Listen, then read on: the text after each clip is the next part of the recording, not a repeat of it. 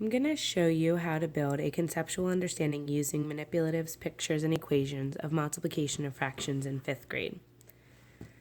To do that, we need to think about what students already know about multiplication. In 3rd grade, students learn multiplication. The first number tells you the number of groups, and the second number tells you the number in each group. So they would build that with manipulatives. I need 2 groups of 3. They would do it with pictures.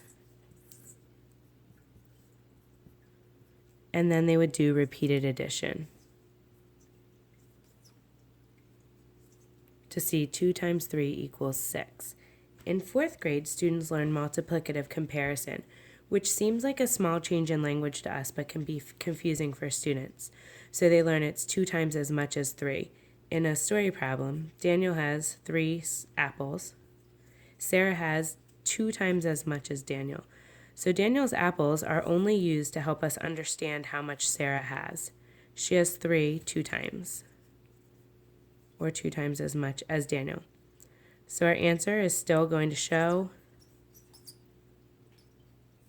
6 apples, 2 times as much as 3. Multiplicative comparison is going to make more sense when we're working with multiplication of fractions. So I'm going to show you 2 examples of problems. The first problem is a problem using equal groups. In this problem, Jenna walks 2/3 of a mile every day to school. Today, her dad picked her up after she walked half of the distance. How far did she walk today? If Jenna were to walk a whole mile, her mile is split into thirds, so it would be 3/3. This is going to help us show it in a number line.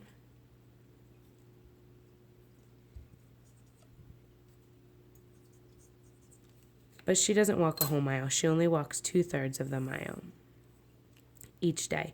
But today he picked her up half of the distance. So if we're thinking about the size of our group, she didn't walk to school 7 times, and each walk is 2/3. So we know that the group size is 2/3. The size of each group is 2/3, but we don't know how many groups we have. In this case, we actually only have half of a group. She only walked there half of the time. So we need to figure out how to split her distance into a group that is half of the size, which is easy because I have 2 pieces. So half of it would just be one of the pieces. So we know it's 1/3. On our number line, we can see it's already split into 2 sections. So one of those sections would be half of the distance, which is going to, again, give us 1/3. It's important that students see that our equation is going to actually represent what we're doing with our manipulatives and what we represent with our picture. So 1/2 of 2/3, or 1/2 times as big as 2/3, is going to equal 1/3. I'm going to show you another problem. This problem is using multiplicative comparison to help build an understanding. Brady and Caleb each have a bottle of juice. Brady has 8/10 of his bottle left. Caleb has 3/4 of what Brady has. How much juice does Caleb have? So in order to solve this problem, we need to first build what we know. We know that Brady has 8/10. In 4th grade, students learn how to decompose fractions. And in 3rd grade, they learn how to build them and represent them, and they know that it's made out of 8 1/10. So we can build it with our pieces here. We can also draw it with a bar. I'll split it in half, and then do my best to split it in fifths from there.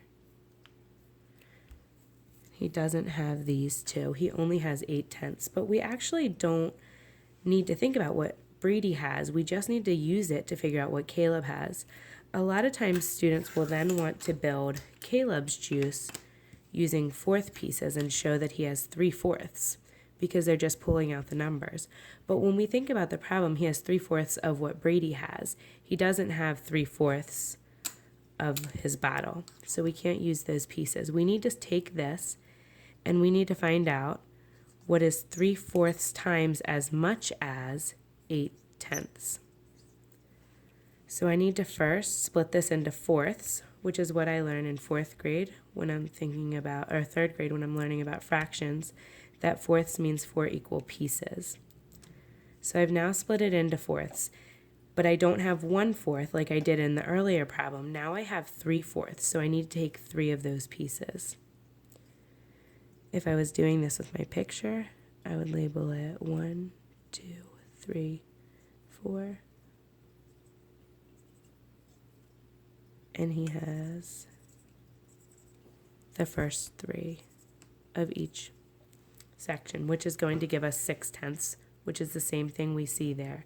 So I know 3/4 times 8/10 equals 6/10. Again, connecting it to my abstract, not using the algorithm that we use to multiply, but just representing that 3/4 times as much as 8/10 is equal to 6/10.